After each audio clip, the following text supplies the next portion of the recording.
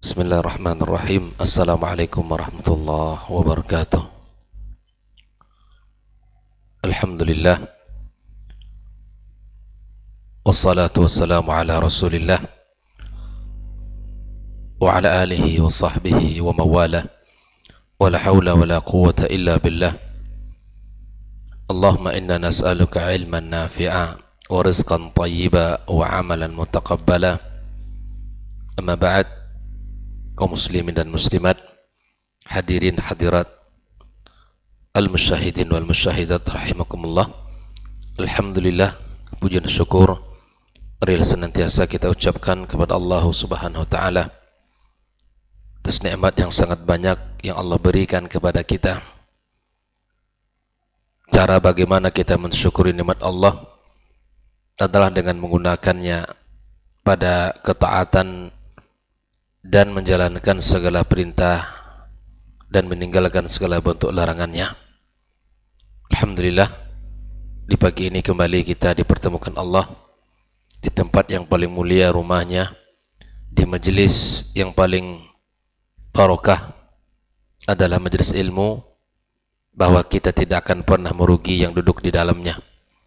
Mudah-mudahan Allah senantiasa kuatkan kita, berikan kepada kita kemudahan untuk bisa masuk dan duduk dalam majelis yang seperti ini sampai hari di mana Allah memanggil kita. Kemudian ucapan salat dan salam marilah senantiasa kita ucapkan kepada kekasih kita, junjungan kita, qudwah kita Muhammad sallallahu alaihi wasallam. Mudah-mudahan kita mendapatkan syafaatnya pada hari kiamat kelak. Ikhwah fillah, masih kita lanjutkan pembahasan tentang Risalatu Fadlil Islam pada halaman yang ke-63. Yang mengikuti di layar monitor silakan untuk melihat di halaman 63. Masih dalam bab yang ke-6, di mana sahibul matan, al-muallif kitab, menjelaskan atau membawakan sebuah hadis wa fis sahih, di dalam Sahih Bukhari dan Muslim, hadis dari sahabat Nabi yang mulia Ibnu Abbas radhiyallahu taala anhuma. Nabi sallallahu alaihi wasallam mengatakan, man faraqal jama'ata qida shibrin famata famitatuhu jahiliyah. Barang siapa yang memisahkan diri dari jamaah qida shibrin, dengan hanya sejengkal, maka dia mati, kemudian matinya ada pada dirinya sifat-sifat jahiliyah. Lalu kemudian Syekh Shalih Fauzan menjelaskan daripada hadis yang kita bacakan ini, hadza aidan fil hathi ala luzumil jamaah. Hadis ini juga merupakan perintah untuk senantiasa berada pada jamaah, berada pada jamaati kaum muslimin. Iman faraqal jama'ata qida shibrin, yang memisahkan diri dari jamaah kaum muslimin walau qalilan, kan sejengkal itu adalah sedikit ya, au adna mufaraqatal jama'ah, atau lebih kurang dari itu, ya, maka mata ala hadza wa lam yatub, kemudian dia mati dalam keadaan memisahkan diri dari jamaati kaum muslimin ahlus sunnati wal jamaah, kemudian dia belum bertaubat, ya, belum bertaubat. Wa hadza fihi fathu majal limabtuliya bi syai'in min asyudzudzati wal mukhalafat bi ayatuba qabla al maut. Nah, hadis ini terdapat ya fathu majal, ya, bagi siapapun yang diuji dari asyudzudzat, penyimpangan-penyimpangan, wal mukhalafat, dan pelanggaran-pelanggaran, maka hendaklah bertaubat sebelum dia meninggal. Ikhwah fillah, berjamaah dengan jamaati kaum muslimin adalah kekuatan, memisahkan diri adalah kelemahan. Bersama kaum muslimin melahirkan kebaikan dan keberkahan, dan memisahkan diri dari kaum muslimin melahirkan keburukan dan kehancuran. Seekor kambing yang menyendiri dari kelompoknya akan sangat mudah diterkam oleh serigala. diri kita lemah, mudah hanyut dan mudah kalah. Tapi ketika kita punya bersama saudara-saudara kita, kaum muslimin yang bersama-sama dalam aqidah Ahlus Sunnati wal Jamaah, maka insya Allah kita akan kuat dengan kebersamaan itu. Kita akan mudah dalam menjalankan sesuatu. Dengan jamaah kita kuat, dengan sendiri kita lemah. Berjamaah ini yang dimaksud adalah di mana kita berjamaah dengan jamaah kaum muslimin, ya, dan kita tidak memisahkan diri dari mereka. Amma idza mata, tapi kalau dia meninggal dunia, qabla ayyatuba, sebelum dia bertaubat kepada Allah atas penyimpangan-penyimpangan dan pelanggaran-pelanggaran itu, fa innahu yamutu mitatan jahiliyah, maka mati dalam keadaan membawa sifat jahiliyah. Kita sudah bahas kemarin ya, di antara bentuk-bentuk karakter jahiliyah itu, seperti mana Nabi SAW sebutkan kemarin, adalah di mana kita al-fakhru bil ansab, di mana kita berbangga-bangga dengan leluhur, wa ta'nu fil ansab, ya, mencela nasab, ya, kemudian wal istisqa bin nujum, mengaitkan hujan turun dengan bintang-bintang, wan niyahatu 'alal mayyit, meratapi mayit. Itu bagian dari sifat-sifat perbuatan-perbuatan jahiliyah. Maka orang yang ada pada dirinya sifat jahiliyah, di antaranya mufaraqah al-jamaah, ya, mufaraqatan lil jamaah, memisahkan diri dari jamaah kaum muslimin, dia tidak bertobat sebelum kematian, maka dia mati membawa sifat jahiliyah. Yakni yamutu wa ma'ahu khuslatun min khisal jahiliyah, mati dalam dirinya membawa sifat-sifat jahiliyah. Ikhwafillah, pada halaman berikutnya di mana muallif kitab membawakan hadis, wa fihi abi da'wal jahiliyati wa ana baina adhhurikum, ada hadis yang juga dikeluarkan oleh Bukhari dan Muslim, hadis dari Jabir bin Abdullah radhiyallahu taala anhuma. Di dalam hadis ini dijelaskan abi da'wal jahiliyah wa ana baina adhhurikum, apakah masih dengan panggilan cara jahiliyah, sedangkan saya, kata Rasulullah, berada di tengah-tengah kalian. Ini kisah sudah kita sebutkan sebagaimana dijelaskan oleh Syekh Shalih Al-Fauzan, wa fi hadha fil qissati allati zukirat sabiqan. Hadis ini dari potongan kisah yang telah disebutkan sebelumnya. Di dalam sebuah fi ihdal ghazawat, dalam sebuah peperangan, yatasajara, ada terjadi perdebatan bainal muhajir wal ansar, ya, dari golongan muhajirin dan ansar. Lamma qtatala asy-syaban, terjadilah pertengkaran di situ. Ahaduma minal muhajirin, yang satu dari kaum muhajirin, wal akhar minal ansar, yang satu dari ansar. Wa kullu minhuma da'a bi jama'atahu, masing-masing memanggil, ya lal ansar, wahai kaum ansar, mana nih orang-orang ansar, wa ya lil muhajirin, mana nih orang muhajirin, saya ini orang muhajirin nih, ya, minta pembelaan. Yang ansar juga mengatakan demikian, yang muhajirin juga mengatakan demikian. Wal muhajiriyu da'al muhajirin, ya, wal ansar da'al ansar, wa hadha min da'wal jahiliyah. Ini termasuklah, ya, panggilan dan dakwaan jahiliyah, meminta pembelaan dirinya karena kalian ini, kan begitu. Maka Nabi mengatakan wa haula'il muslimun. Di sini Syekh Shalih Fauzan mengatakan wa haula'il muslimun la yajuzu ayyad'u bid'awal jahiliyah. Ayad'u bid'awal jahiliyah, enggak boleh dengan panggilan jahiliyah. Jadi seseorang ketika mengatakan itu dan Nabi mendengarkan, mana kaum ansar, mana kaum muhajirin, ini sifat-sifat seperti ini, Nabi mengatakan abi da'wal jahiliyah, apakah kalian masih melakukan dengan panggilan-panggilan jahiliyah? Ini kan kabilah ini, ya, loyalitas yang dibangun di atas kabilah, bukan di atas kaum muslimin, ya, bukan di atas Islam. Wa ana baina adhurikum, sementara saya, kata Nabi, masih berada di tengah tengah kalian. Nabi masih hidup, kalian tetap melakukan ya di antara sifat karakternya orang jahiliyah. Ditegur oleh Nabi SAW. Ditegur oleh Nabi SAW. Ikhwafillah, ini pelajaran mahal yang bisa kita ambil, bahwa kita dibangun loyal di atas keislaman, di atas agama yang mulia ini, bukan di atas suku, bukan di atas nasab, bukan di atas kesukuan dan kabilah.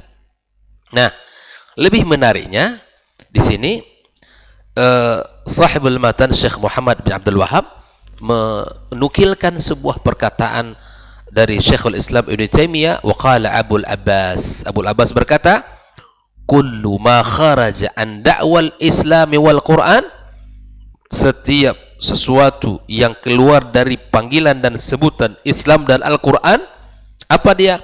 Min nasab, dari panggilan nasab, ya, dari panggilan nasab, au balad, dari panggilan sebutan sebuah negeri, Indonesia apa disebutkan gitu ya, au jins atau jenis, au madhab atau mazhab, atau tariqatin atau tariqah, fa huwa min azail jahiliyah, dan itu adalah bagian dari sifat jahiliyah.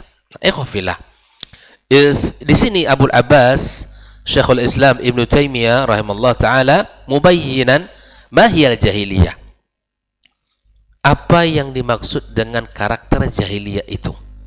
Kata beliau, kullu ma kharaja 'anil Islami wal Quran, setiap yang keluar dari sebutan Islam dan Al-Quran, fal wajib 'alal muslim, wajib bagi kita seorang muslim, ayantasiba ilal Islam wal Qur'ani wa la yantasiba ilal qabilati awil baladi min babil hamiyati wal iftikhar.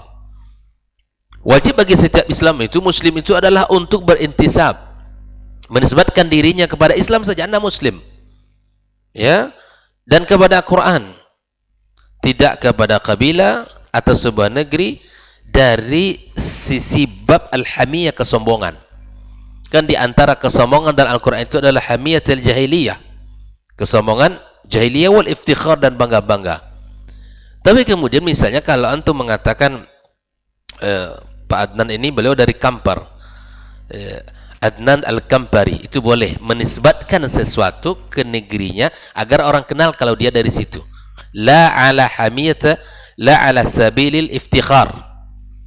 Ya, Al-Imam An-Nawawi dari Nawah disebutkan kalau itu kampungnya, ya kan? Disebutkan itu kampungnya. Ingat masalah para ulama juga banyak demikian. Abu Musa Al-Asy'ari dan lain sebagainya. Disebutkan nisbat dia kepada kampungnya, maksudnya di situ agar orang kenal itu asalnya, itu boleh. Tapi untuk iftikhar, untuk bangga-bangga bahwa kami lebih baik dari kabilah itu, ini tidak boleh, ya, tidak dibolehkan. Nah, ini harus kita fahami. Fala yajuz ay ya'tazza bil qabila bal ya'tazza bil Islam.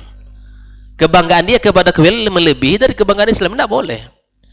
Islam itu lebih tertinggi dari sebutan apapun namanya selain daripada itu. Wala ya'tazzu bil balad fa biladul muslimin kulluha sawa. Negeri kaum muslimin sama. La maziyata li ba'di ala ba'd. Tidak ada keutamaannya. Karena kemuliaan seseorang itu di hadapan Allah dengan ketakwaan. Illa ma mayyazaha Allahu an ghairiha ka Makkah wal Madinah. Kecuali memang Allah telah sebutkan dan Nabi SAW jelaskan kelebihan negeri itu seperti mana Mekah, Madinah, dan misalnya Al-Haram Palestina, di mana kita salat di Mekah, di Madinah, dan di Masjid Al-Aqsa, itu memiliki keutamaan. Atau dua kota Mekah, Madinah disebut Al-Haram, itu memang Allah sebutkan, Nabi SAW Nabi jelaskan. Tapi amma baqiyatu biladil muslimin fa kulluh sawa. Indonesia, Malaysia, Singapura, apapun sama semuanya. Dimanapun, di Eropa, di Afrika, tidak ada yang menunjukkan maziyah, kelebihan di atas negeri yang lain.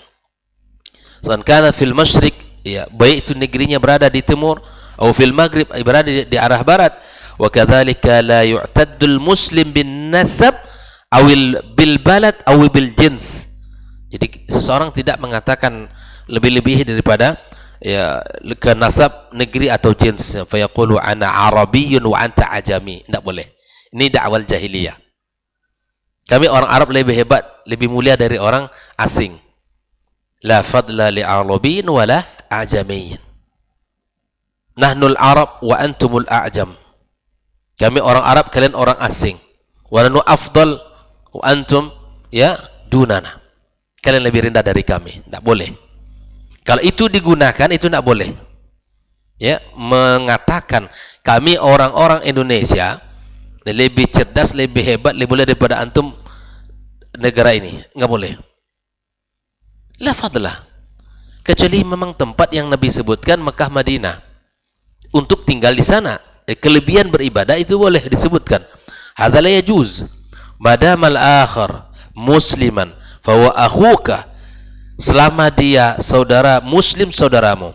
Mau tinggal di Singapura, di Malaysia, di Thailand Selatan, di Filipina, di Mindanao, atau tinggal dia misalnya di mana, di Vietnam atau di Kamboja, ya dimanapun dia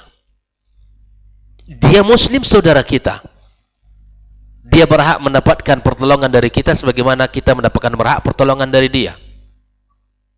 Kita disatukan sebagaimana kita bahas kemarin bahwa ikatan agama melebihi ikatan nasab. Orang yang keluar dari Islam terputus dari nasab. Contoh, dalam sebuah keluarga muslim, ada satu orang yang kafir. Di dunia saja dia tidak mendapatkan hak waris, terputus. Makanya di antara kisah Nabi Nuh alaihissalam dengan anaknya, ketika dia mengatakan innahu min ahli, ya kan? Dia keluarga saya. Kata Allah Subhanahu wa taala, dia bukan keluargamu. Innahu amalun ghairu salih. Karena perbuatan anak dia yang mendustai akidah agama dan risalah yang dibawa oleh ayahnya, memutuskan hubungan nasabnya. Jelas ya? Ini yang mesti kita jaga, ikhwafillah. Kita dan anak keturunan kita jangan sampai keluar dari ini. Karena harapan kita di dunia bersama, di akhirat kita bersama kembali. Ketika terputus ya nasab agama ini, terputuslah nanti segala-galanya. Di dunia terputus hubungan secara agama, yang akan memutuskan hak-hak dia. Jika dia mendapatkan warisan, maka di akhirat apa lagi? Tidak akan ada bagian surga untuknya kalau dia mati dalam keadaan murtad. Nas'alullah salam wal afiyah. Semoga Allah jaga kita dan keturunan kita. Ini yang mesti kita fahami, ikhwafillah. Ini aneh. Ya, terkadang umat Islam, dia muslim katanya begitu ya. Muslim menikah dengan yang bukan muslim. Ini aneh. Pulang umroh murtad. Gimana ceritanya? Pulang umroh, buka jilbab, murtad. Ini tentu ini semua adalah ya, kita berlindung kepada Allah Subhanahu wa taala. Nah, ihwafillah, kita adalah saudara se-Islam. Innamal mu'minuna ikhwah. Pegang syiar ini baik-baik, ayat yang mulia ini. Kita ini beriman dan kita ini bersaudara. Arabun wa ajam, orang Arab, orang asing, ya, jins wa ins, kulluhum ikhwa bil iman wal Islam. Begitu ya, jadi kita ini saudara dan kita ini saudara dalam iman dan Islam.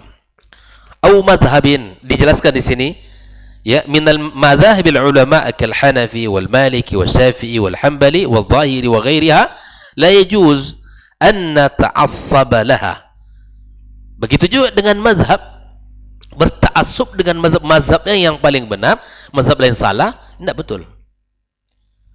Kelompok kami yang paling benar, kelompok antum salah juga tidak betul. La yajuz an nata'assaba laha innama na'khudhu bid dalil. Ikhwah fillah, pelajaran mahal dalam bermadhab. Kita tidak boleh berta'assub, fanatik, buta kepada satu madhab. Innama na'khudhu bid dalil. Kita ambil perkataan dalam madhab itu berdasarkan dalil. Bukankah para ulama mereka para pendiri madhab sendiri pun, kalau kita katakan pendiri madhab yang dikatakan kepada mereka sebagai pendiri madhab. Kalaulah seandainya ada perkataan saya menyelisihi daripada perkataan Nabi, tinggalkan perkataan saya demi perkataan Nabi. Bayangkan. Kalaulah seandainya perkataan saya menyelisihi perkataan para sahabat, tinggalkan perkataan saya demi perkataan para sahabat. Mereka tidak ta'assub, memiliki dada yang sangat lapang di dalam bab ini. Tapi ada yang datang hari ini pun demikian. Tidak seperti mereka. Maka ikhwafillah rahimakumullah, innama na'khudhu bid-dalil ma wafaqad dalil akhadna bih. Yang sesuai dengan dalil yang sahih di pendapat itu, maka kita ambil. Sawan kana qawla imamina atau qawli ghairihi, baik itu perkataan imam mazhabnya atau perkataan yang lainnya. Wa qulul ulama a'immah walillahil hamd, seluruh ulama mereka adalah imam dan segala puji bagi Allah Subhanahu wa taala. Kullu ulama ahlus sunnah a'immah, setiap ulama ahlus sunnah itu mereka imam, pemimpin. Fa Abu Hanifah imamun lana, Abu Hanifah imam bagi kita semuanya. Wa Syafi'i ya, wa Malik wa Ahmad da imma lana, mereka semua ulama-ulama hebat dan imam bagi kita bersama. La natafarraq, tak kita berpecah belah. Anta Syafi'iyun wa ana Hanbaliyun, tak boleh kita memisahkan diri bahwa dia ini adalah Hambali, Hambali itu adalah Wahabi, mereka itu menakutkan, tak boleh. Menfitnah begini tak boleh. Ya, dia adalah Maliki dan seterusnya. Ana Hanafiyun wa anta Hanbaliyun, saya adalah Hanafi dan kamu adalah Hambali, wa kada dan begini-begini. Nahnu nattabi'id dalil. Ya, mereka kita semua mengikuti dalil. Madhab Hanafi mengikuti dalil, Al-Maliki mengikuti dalil, ya, Syafi'i juga demikian. Idlaha lana dalil sawan kana ma imami atau imamika fawal muttaba'. Siapapun yang telah menunjukkan dalil yang sahih dalam sebuah permasalahan, imam saya dan imam kamu itu yang mesti kita ikuti. Saya dan antum semua kita mengikuti siapa yang ma'ahud dalil. Wala nata'assab li ra'yi imamin atau madhabi imam. Tidak boleh kita berta'assub dengan pendapat imam atau madhab seorang imam. Bal natamassak bil haqq, tapi yang menjadi sandaran pegangan kita adalah al-haq, kebenaran. Di khafillah, itu yang mesti kita pahami bersama. Jangan sampai kita berpecah belah, ya, disebutkan karena para ulama ini dan itu, ya. Au tariqatin au min turuqis sufiyah, misalnya dari bentuk tariqat, ya, jalan seperti sufiyah. Fasufiyatu lahum turuq, dan orang sufi itu memiliki jalan-jalan. Kullu ta'ifatin laha tariqa wa laha syekh, masing-masing ta'ifah karena sufi itu juga berkelompok-kelompok memiliki ya syekh. Wa hum yata'assabuna haladzil asya', mereka ta'assubnya bukan main. Kanaqsyabandi, At-Tijani, Al-Burhani, Al-Qadiri ila ghairi zalika, ya lahum turukun kathiratun. Wal Islam laisa fihi inkisamat, tidak ada pembagian-pembagian. Al-Islam huwa islamu wahid, Islam itu adalah satu. Wal muslimuna ikhwah, dan orang Islam itu adalah saudara. Laisa hunaka naqsyabandiyun wa qadiriyun wa burhaniyun wa ghairi dzalik, tidak disebutkan Islam Naqsyabandi, Qadiri dan Burhani. Kullu hadhihi min kaidi syaitanil muslimin, ini semua adalah cara dan tipu daya syaitan bagi kaum muslimin. Al-wajib alal muslimin ay yakunu jama'atan wahidatan wa ya'malu bi kitabillahi wa sunnati rasulih sallallahu alaihi wasallam wa bima alaihi salafuhumus salih. Yang wajib bagi kita menjalankan agama mulia yang mulia ini berdasarkan kitabullah dan sunnah Nabi sallallahu alaihi wasallam, ya, dan berdasarkan apa yang telah dilakukan oleh as-salafus salih. Fa huwa min azail jahiliyah, ya, ini maksudnya adalah kullu hadhil umur, yaqulu Syekhul Islam Ibnu Taimiyah, innaha min azail jahiliyah ayu wa man ta'azza bi azail jahiliyah fa'idduhu bihinna fa'idduhu bihani abihi wala taknu. Ini masuk kepada kategori ia berbangga-bangga dengan jahiliyah. Ya, kita mengatakan hal-hal yang seperti itu. Ikhwa fillah rahimakumullah. Nah, terakhir sahibul matan mu'alif kitab pada halaman ke-66 ini menjelaskan tentang bal lam ikhtasama muhajiriyun wa ansariyun, ketika terjadi perselisihan antara seorang ansar dan muhajir dan ansar, faqala al muhajiriyu, maka dia berkata, seorang muhajirin berkata, ya lal muhajirin, ini panggilan wahai kaum muhajirin. Wa qala al-ansari ya lal ansar, ini panggilan untuk mereka yang kaum ansar. Qala abi da'wal jahiliyati wa ana baina adhurikum. Nabi mengatakan, apakah masih ada panggilan jahiliyah seperti ini sementara saya berada di tengah-tengah kalian? Wa ghatiba lidzalika ghadban syadidan. Nabi marah sekali dengan kejadian itu. Ikhwa fillah, wa ma'a anna lafzal muhajirin lafzun syar'iyyun, bahwa lafaz muhajirin itu adalah lafaz syar'i, arti muhajirin ansar itu Allah sebutkan, ya, Allah sebutkan. Wa lafzul ansar lafzun syar'iyyun aidan, lakin la yajuzu an nata'azza bil ansar wal muhajirin, fal muhajirun wal ansar ikhwah. Muhajirin ansar itu bersaudara, wa hum jama'atun wahida, mereka itu satu jamaah. La nufarriq bainahum, kita tidak pisahkan ni muhajirin ini ansar, ni muhajirin ini ansar. Fanantasib li ba'dihim wa natrukul akhar, kita intisab kepada satunya kemudian kita tinggalkan yang lainnya. Kulluhum ikhwanuna, dan semua kita adalah bersaudara. Ikhwan fillah rahimakumullah, saya coba sedikit menjelaskan tentang, barangkali ada yang mengatakan, bolehkah kita menisbatkan diri kita kepada as-salaf seperti mana disebutkan dalam kitab ini tadi, ya, seperti mana disebutkan fatamassaku ya ay'amalu bi kitabillahi wa sunnati rasulih sallallahu alaihi wasallam wa bima alaihi salafuhum as-salih. Nah, di sini bolehkah kita menisbatkan diri kepada salaf dan memakai gelar as-salafi? Syekhul Islam Ibn Taimiyah rahimahullah ta'ala mengatakan, na'am, tidak tercela orang yang menunjukkan mazhab salaf, menisbatkan dan menyandarkan diri kepadanya, bahkan wajib menerima hal itu darinya, karena mazhab salaf tidak lain adalah kebenaran. Al-Imam As-Sam'ani berkata dalam Al-Ansab, as-salafi dengan huruf sin dan lam yang berharakat fathah dan huruf akhirnya fa merupakan penisbatan kepada salaf dan menempuh mazhab mereka menurut apa yang telah engkau dengar dari mereka. Al-Imam Ibnu Athir mengomentari, ya, ucapan As-Sam'ani tersebut dengan mengatakan, dan dengannya jamaah dapat dikenal. Syekhul Islam Ibnu Taimiyah menyebutkan gelar salafiyah pada sebagian tulisannya. Jadi sebagian orang-orang yang disebutkan oleh beliau kepada mereka yang berpendapat seperti pendapat salaf dalam masalah ya fauqiyah atau keyakinan Allah berada di atas langit. Ini diantaranya disebut oleh Syekhul Islam Ibnu Taimiyah.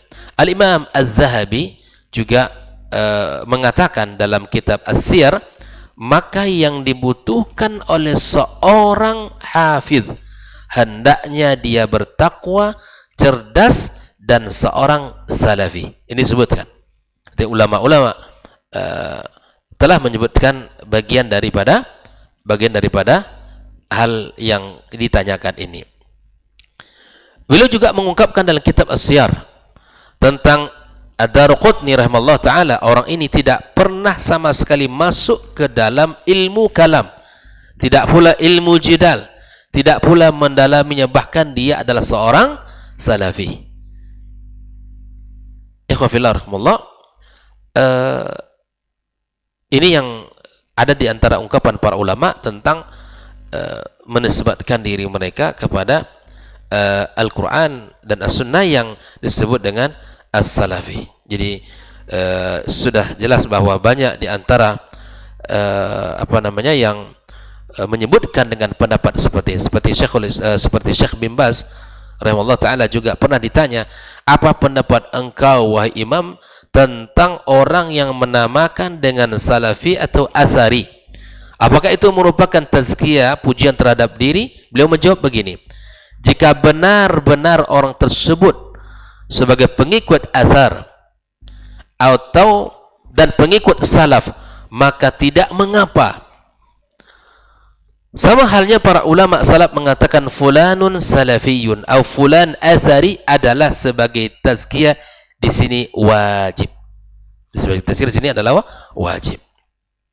Kemudian Syekh Al-Allamah Muhammad Nasiruddin Albani rahimahullah taala dalam Mukhtasar Al-Ulu dan Muqaddimah Asy-Syarah Al-Aqidah At-Tahawiyah serta kitabnya At-Tawassul juga menyebutkan hal yang sama.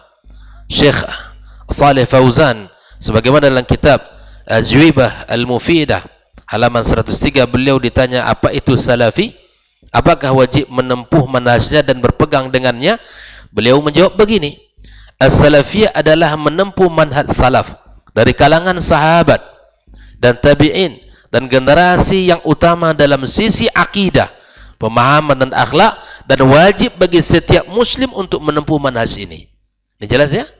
Bagi setiap muslim untuk menempuh jalan ini.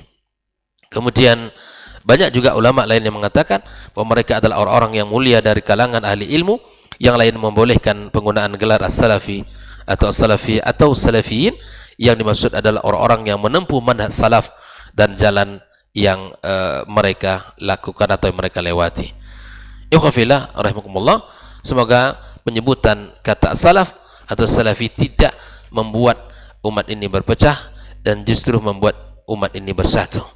Berpegang teguh dengan sunnah itu membawa persatuan dan keberkahan, tapi berpegang dan senantiasa melakukan amalan yang menyelesaikan sunnah itu akan memecahkan dan mencerai-beraikan umat ini. Semoga Allah Subhanahu wa ta'ala kumpulkan kita dalam keimanan dan keislaman, dan Allah pertemukan selalu dalam al-haq, dan Allah tunjukkan jalan bagi kita untuk senantiasa bisa berpegang teguh dengannya, dan kita menisbatkan diri kita dengan sebutan yang telah disebutkan oleh para ulama bahwa kita bukanlah orang-orang yang suka kepada perpecahan, tapi suka kepada persatuan, seperti mana yang telah disebutkan Rasulullah sallallahu alaihi wasallam, berada di atas Islam yang sahih dan Al-Quran dan Sunnah Nabi sallallahu alaihi wasallam, dan di atas pemahaman as-salafus salih, para sahabat, para tabi'in dan tabi'in. Semoga Allah Subhanahu wa taala pertemukan kita dan selalu dalam kebaikan. Allah tumbuhkan dan jaga kita semua dalam amal saleh yang benar. Wa sallallahu ala nabiyyina Muhammadin wasallam. Wa subhanakallahumma bihamdik asyhadu an la ilaha illa anta astaghfiruka wa atubu ilaik. Wassalamualaikum warahmatullahi wabarakatuh.